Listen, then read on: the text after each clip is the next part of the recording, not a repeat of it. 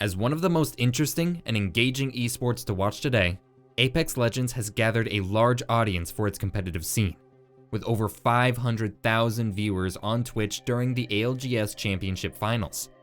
500,000 turned in to a sold-out arena in Birmingham to watch 20 teams take their chance to become Apex champions.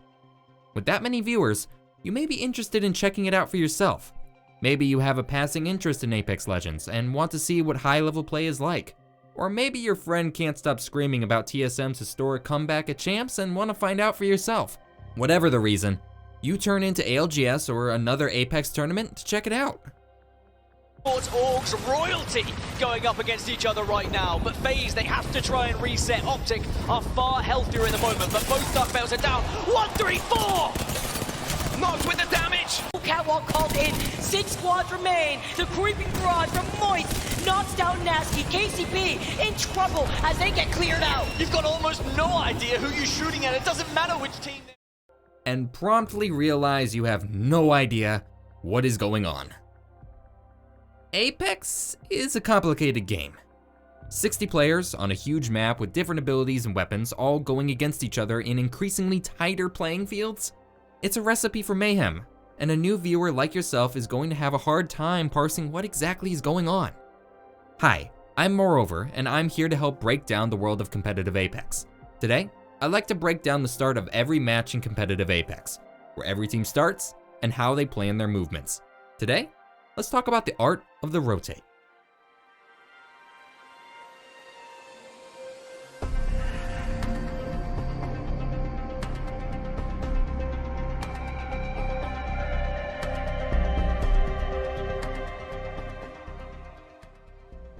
A rotate or rotation is the path a team takes in competitive Apex to move into the ring. It is simply the way a team travels to the eventual end zone. But the simple answer hides the time and effort that teams have to take to plan and decide their rotations. Firstly, we have to define the two types of rotations that happen in competitive Apex, the macro and the micro. Both macro and micro play are terms used to describe the greater and lesser decisions made and strategies used in an Apex game. The macro rotate is the primary rotation all teams make into the first ring, while the micro rotate are the smaller paths teams take within the ring or to make it into later rounds. Today, we will mainly be talking about macro rotate, but we will talk a little bit about the micro rotate later on as well. The primary goal of this video is to help you understand how a team makes their first decisions in a competitive Apex game, and the micro is where all of that starts. With that in mind, let's talk about the macro rotate. So, all the teams have landed at their landing spots and are gathering all the supplies they'll need, and round 1 appears on the map. What happens now? First, we must determine where the ring is going to end. In all competitive matches, you are far more likely to win a match if you are closer to where the ring will end. So being able to predict where the final ring will be is crucial. One way you can make it easier to predict the ring is the use of ring consoles. Devices placed at random points of interest across the map that controller legends can use to learn the next ring location.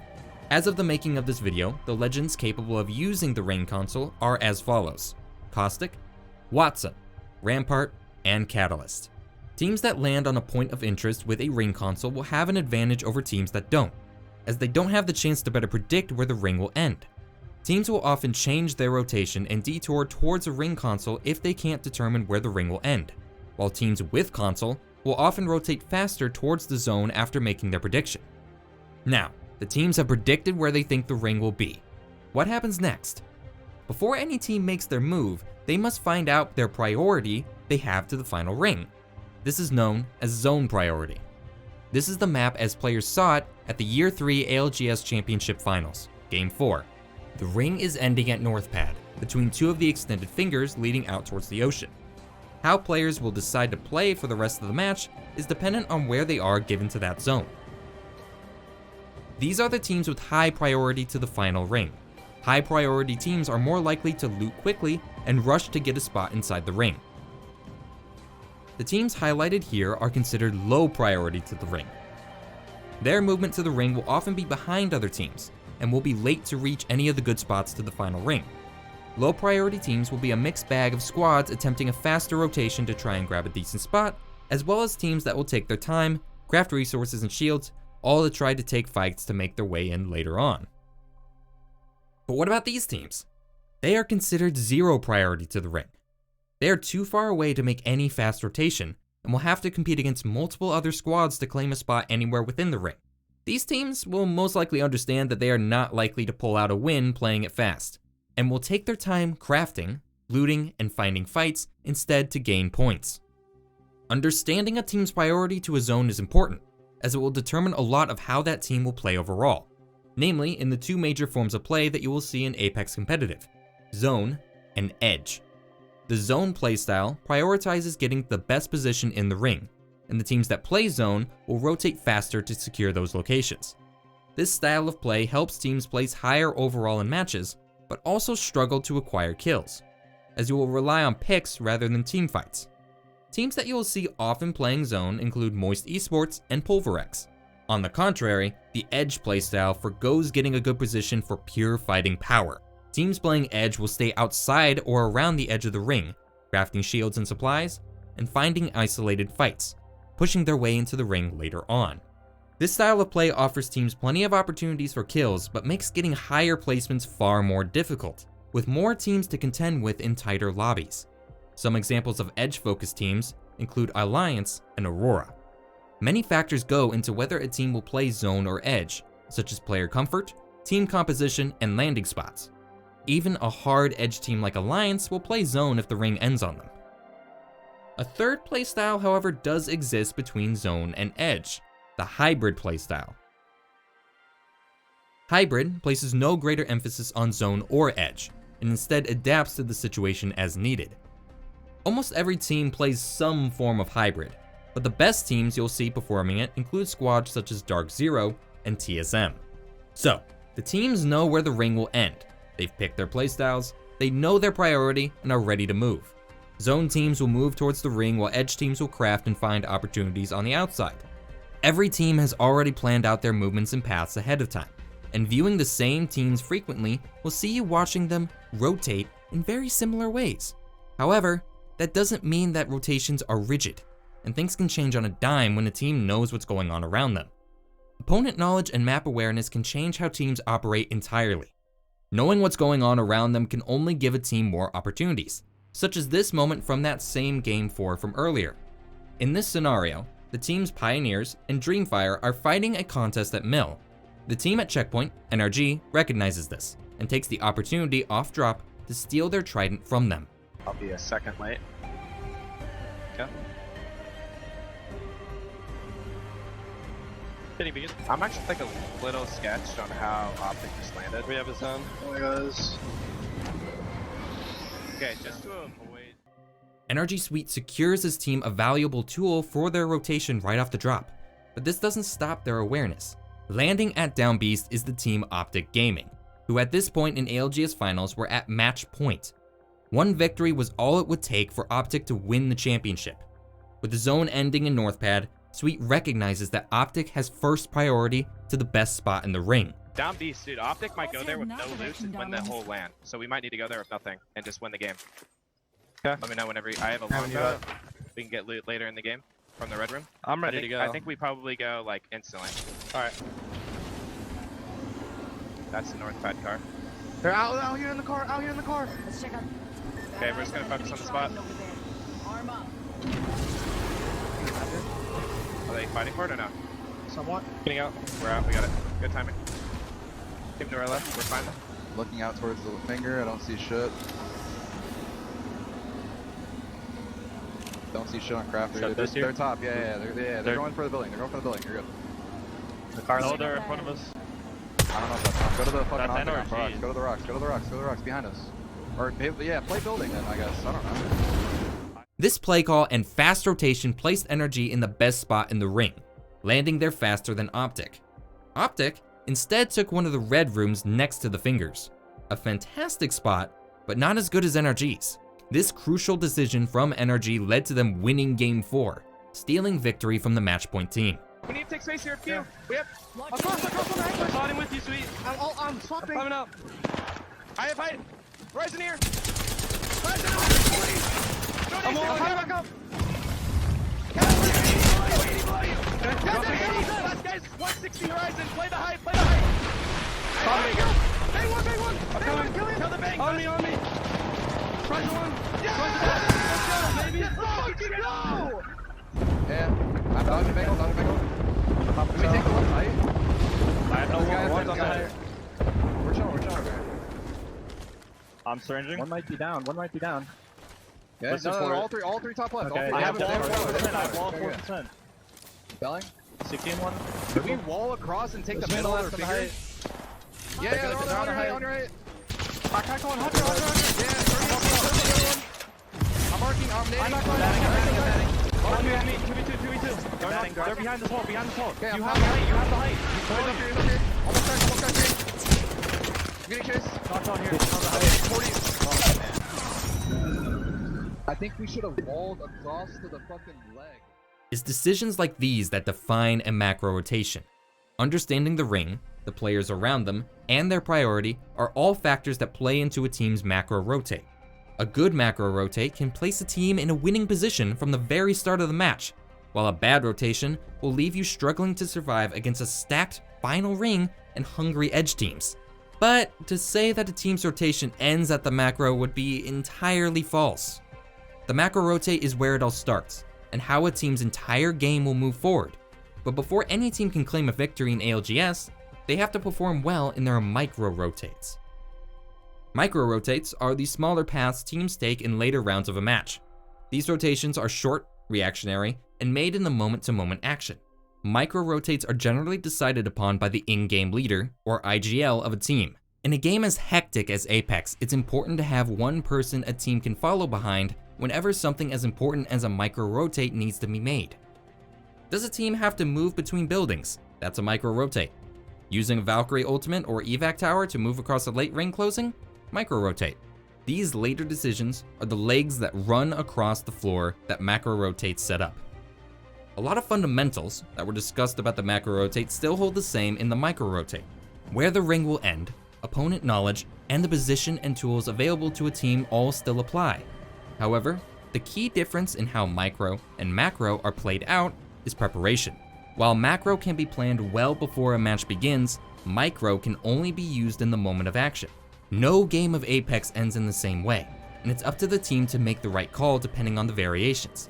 What fights to take, what paths to travel, where to hold, and where to avoid.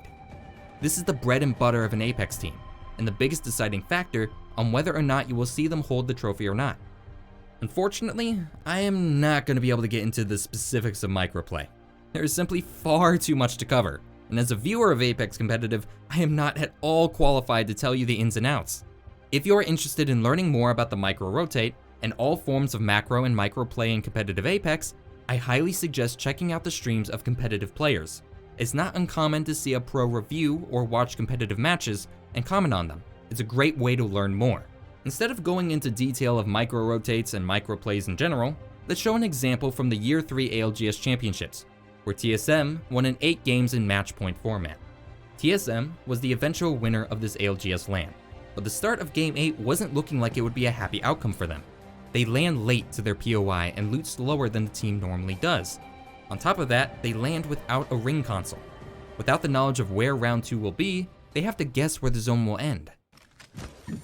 What do you guys think?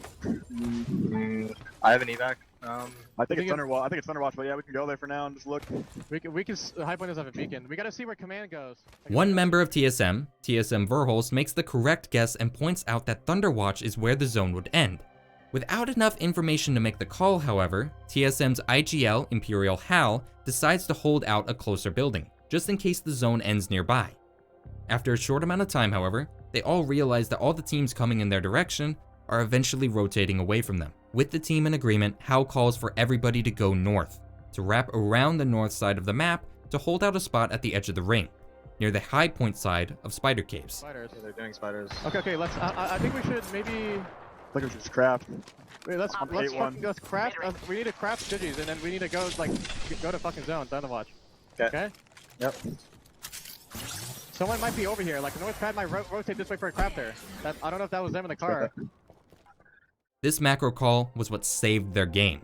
If they have decided to start going north later, when the zone is closed, they would have had to wrap through the ring. The Dojo, another matchpoint team, did this exact rotation and could have caught out TSM on their wrap. If they had stayed to the south instead and tried fighting through Command Center or Cascades, they would have had the entire lobby to fight against to get a good spot in the north zone. This is a clear example of a good macro call. It placed TSM in a better position at the north side of the ring, where they would have an easier path to the endgame. They were now in their macro position, but the decisions TSM made next were even more important. They decided to hold the spider caves on the north side, with the team's Startify esports sitting above them on the height. They correctly called that SAF won't drop on them unless they have a good reason to, so they carefully hold inside and don't give them a chance to pick off one of their members. All the while, TSM is watching where they came from for any team taking the same path they did through the ring, knowing that their biggest threat was anybody taking the cave entrance. As shown earlier, the Dojo do exactly this, and despite TSM's attempt to stuff them, they are able to take the entrance. Is that his team down here? Yep. Viper's left corner. Kill that fucker, he's by himself. I horizon off with them all. Yep. Running back. I'm nade spamming, nade spamming. He's over, cracked him. Yep. Wall to the right. There's one right above me, right above me. Look left. Cracked one on the right, cracked one on the right. Waiting for you. I got a bat. Wait.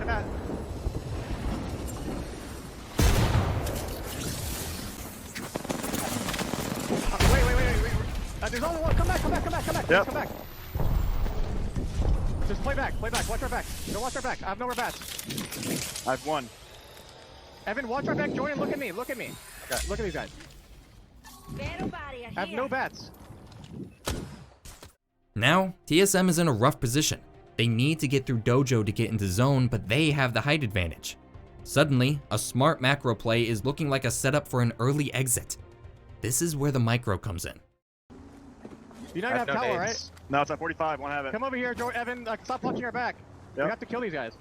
With zone closing on them, Hao makes the micro call for everybody to move up and be ready to take the fight onto Dojo. This triple watch from them leads to catching a member of Dojo out of position and getting the knock. Now, in a 3v2 situation, TSM makes their move. Let them die to zone. Yep, base died. Let them die to zone.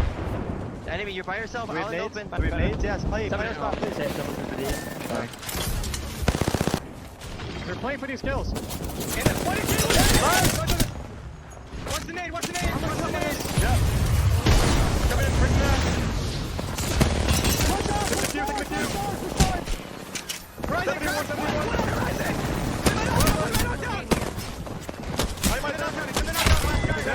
Get away. Nice. Suddenly, TSM is back in it.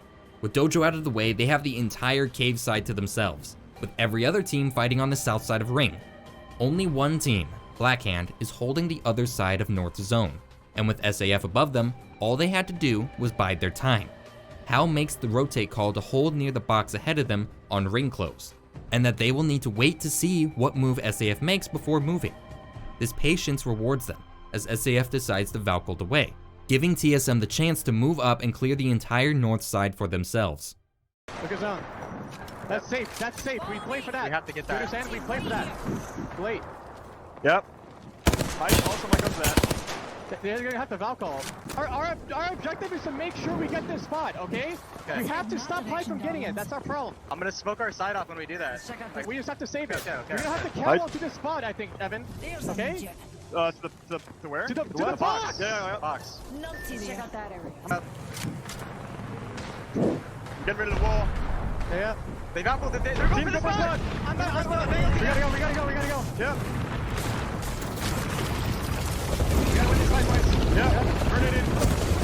We gotta play their game. Nice. We're gonna get rid. I'm looking left. I'm burning. I got a bat. Missing card. Yep. On the right. I got shot in the back. One dead. Push me in, bro. Pressing. Okay. Right, you got it. Drop me a swap now. I cannot. Okay. Now, the entire north is theirs, and every other team is in the Thunderwatch building. Everything is looking perfect for TSM, but there was one last micro rotation that ensured TSM's victory. There were two spots of cover at the center of zone, the fence line and the truck.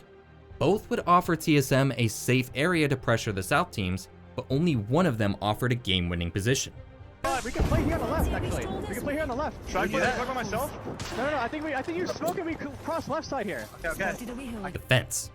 If TSM takes the truck over the fence, it leaves the entire east side of the ring wide open for either start a fight or Ascend to wrap and take majority control of the ring. By making the micro rotate to the fence, TSM controls more of the open area and sightlines inside the ring, and ensures nobody can push up into them. This final micro call, as well as the fantastic team play shown by TSM, is what led to this. I'm watching the right. I'm watching the Okay. right. That was a 90. Underneath. I got it. You gotta camo those. Okay, I know, but you're gonna have to camo our stuff off. Yeah, I will. Okay. 13-5, it's a solo and a 3-man. Okay. 3-man underneath. I think I'm gonna blow the right. I'm gonna blow I the think right it's a now. 3-man underneath. I can look. Just wait. Play the wall. Press the right. Play the wall. Yeah, the right side here. I'm on you, huh? I'm waiting. It's a Watson team. I'm gonna burn it. Peeking left side wall. Look right. I'm looking right. Up and south. There's a guy there, Evan. I know. Up and south as well. They're about to peek. I'm gonna peek left. I'm gonna Wall's peek going left. You downstairs. guys peek. You guys peek. Yeah. I'm pressing the right. There's a fence on the wall. Yeah, I know. On me. Swing in.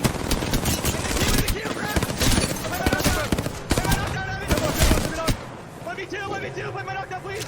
Look you. Good piece.